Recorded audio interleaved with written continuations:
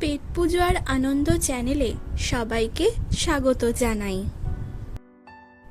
আজকে আবারও একটি নতুন ধরনের রেসিপি শেয়ার করতে চলে এসেছি। আজকে যে রান্নাটা আপনাদের সাথে শেয়ার করব সেটা হলো লাউ ডিম। চলুন আর দেরি না করে রান্নার সম্পূর্ণ রেসিপিটি এবার দেখে নেওয়া যাক। সবার প্রথমে 600 গ্রাম লাউ গ্রেট করে নিয়েছি আর দুটো মুরগির ডিম এরকম ভুজিয়া করে নিয়েছি। এরপর কড়াইয়ে পরিমাণ মতো সর্ষের তেল দিয়ে দিলাম। তেলটা ভালো মতো গরম হলে একটি তেজপাতা, একটি শুকনো লঙ্কা, দুটো ছোট এলাচ, দুটো লবঙ্গ আর একটা দারচিনি ফোড়ন দিয়ে দিলাম। 1 চামচ আদা বাটা দিয়ে দিলাম। এরপর একটু নাড়িয়ে নিচ্ছি। 1 চামচ হলুদ গুঁড়ো দিয়ে দিলাম।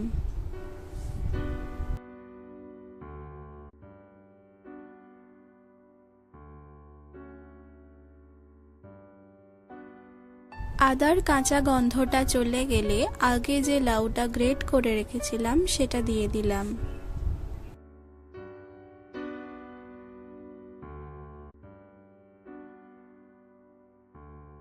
ভালো করে নাড়িয়ে চাড়িয়ে নিচ্ছি।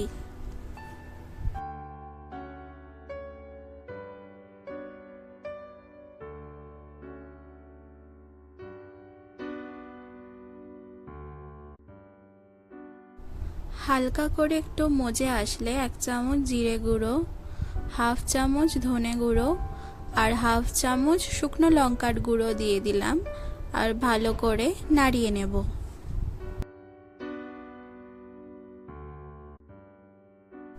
দেখতেই পাচ্ছেন এখন লাউ থেকে জল বেরোতে শুরু করেছে। এবার 4টে কাঁচা লঙ্কা আর 4 চামচ মতো পেঁয়াজের রস দিয়ে দিলাম। এরপর চাপা দিয়ে দিলাম। যতক্ষণ না লাউয়ের জলটা একটু শুকিয়ে আসছে ততক্ষণ রান্না করে নেব। এবার ঢাকনাটা খুলে নিলাম। দেখতেই পাচ্ছেন লাউয়ের জলটা অনেকটাই শুকিয়ে গেছে। স্বাদ মতো নুন দিয়ে দিলাম। ভালো করে আবার নাড়িয়ে নেব।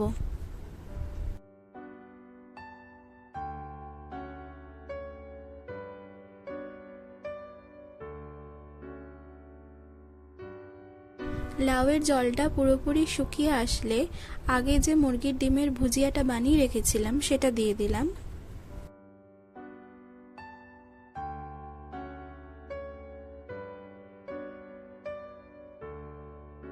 এবার 1 চামচ চিনি দিয়ে দিলাম।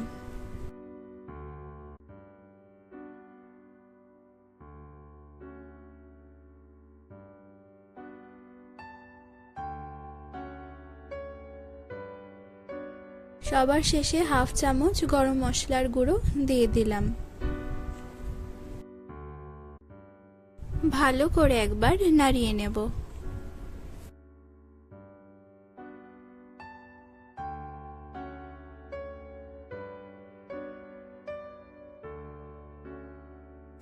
আমাদের আজকের রান্নাটা এখন হয়ে গেছে। এরপর আমরা পরিবেশন করে নেব।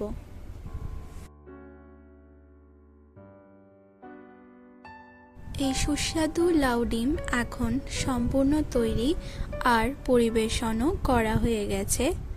এই রান্নাটা কিন্তু বাড়িতে অবশ্যই ট্রাই করবেন আর আপনাদের কেমন লাগলো তা আমাকে কমেন্ট করে জানাবেন। ভালো লাগলে অবশ্যই লাইক আর শেয়ার করে দেবেন।